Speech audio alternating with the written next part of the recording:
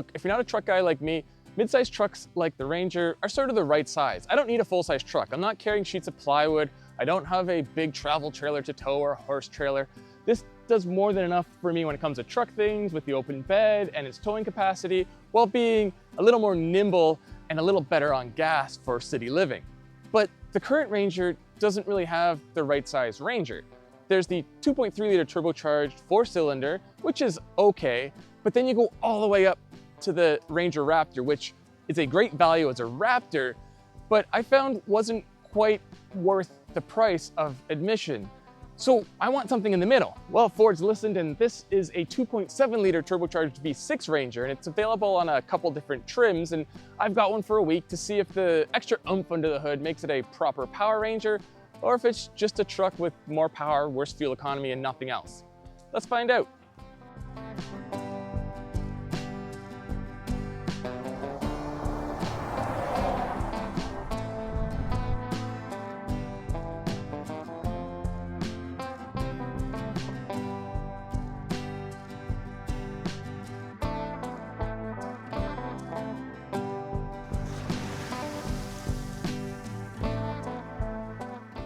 The 2.7 liter turbocharged V6 makes over 300 horsepower. I think Ford was aiming for 315.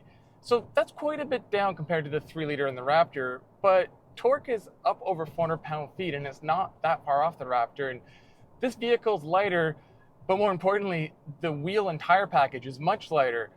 And on the road, in a straight line, at highway speeds, anywhere, it feels pretty much as quick as the Raptor. There's the odd time where you can feel the power's down, but it's very rare, especially in sport modes. So if you don't need everything else that the Raptor comes with, this engine's gonna be plenty good in terms of power. It's not just the acceleration that's really similar. It's when you're just driving at regular city or highway speeds and you come up to a hill or you're trying to go around somewhere and you see a little bit more acceleration, it just comes much quicker with this larger turbo engine than the 4-cylinder, and it sounds better. I'd almost say it sounds better than the Raptor, but maybe that's because I just didn't like the sound of that wide open, but who knows. The 10-speed automatic is smooth enough, but it is a little delayed during some acceleration runs. Like, I won't want to kick down enough gears when you need it, unless in sport mode. When trying to get max acceleration from a stop in normal mode in two-wheel drive, there's a big delay until the power really builds. And it's like the truck is holding the power. Well, it's not like. The truck is holding the power back before giving it full. And I think that's because there is a lot of torque from this turbo engine. It doesn't want to probably shock something in the drivetrain, whether it be the transmission, the drive shaft, the rear differential, something.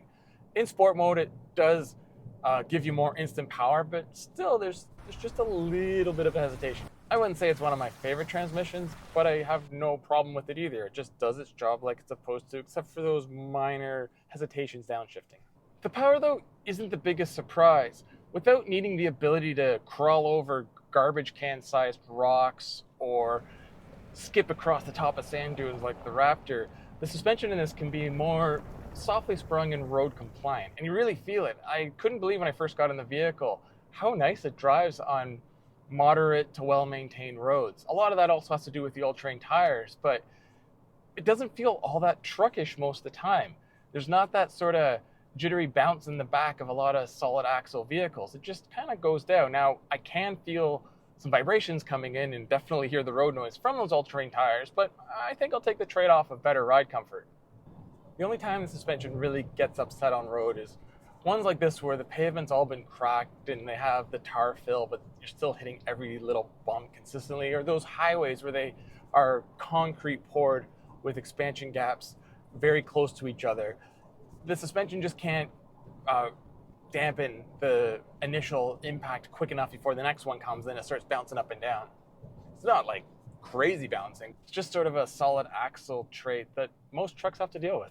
So the truck's not really designed for handling. It is more nimble and more agile and maneuverable than a full-size truck just due to size, wheelbase, and weight, but it's not exactly a sport truck. As you can see, you can hear stuff sliding all over when I'm trying to take corners, and I mean, it drives fine enough. Like, it's not impossible to take around a bend at decent speed. It's just you're not going to be pushing things on those on-ramps or trying to keep momentum up in a twisty section of road.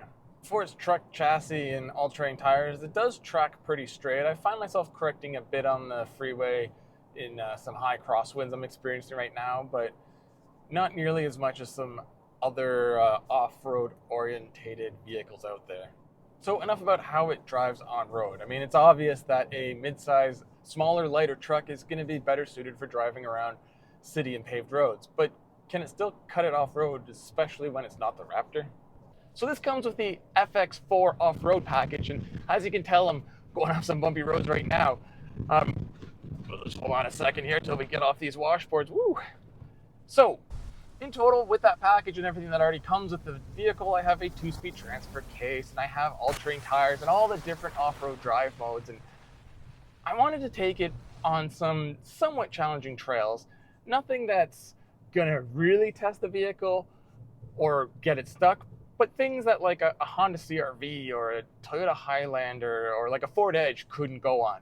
So that's what I'm doing now, and I didn't even put it in 4-wheel drive. The Ranger does it perfectly fine, and like I said, I'm not going to take this on any hardcore off-road trails. That's more of the Raptor's domain anyway. So if you don't need the Raptor's all-out capability off-road, like I said, this is doing perfectly fine off-road, and power to weight is very similar.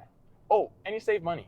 So like I said in the on-road portion, the tuning of the suspension is definitely set on the softer side, but it is a pickup and one with an off-road package, so that makes perfect sense. And on these more beat-up roads with the big mud holes and whatnot, it really swallows them up quite well.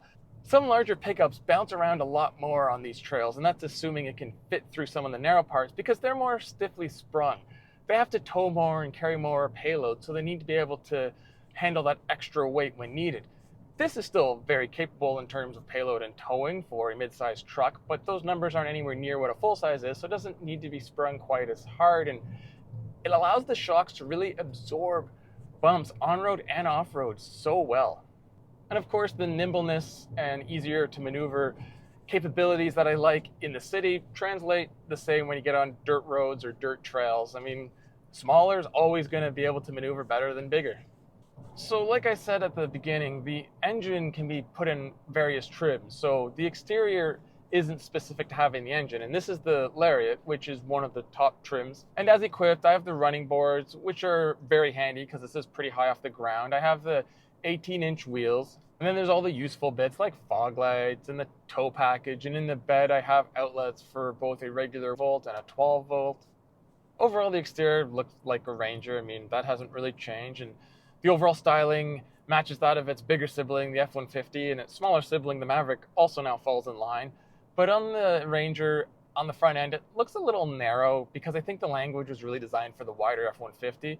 It still works, but it doesn't seem quite as nice. But I really like the rear end treatment. That seems to fit the vehicle really well.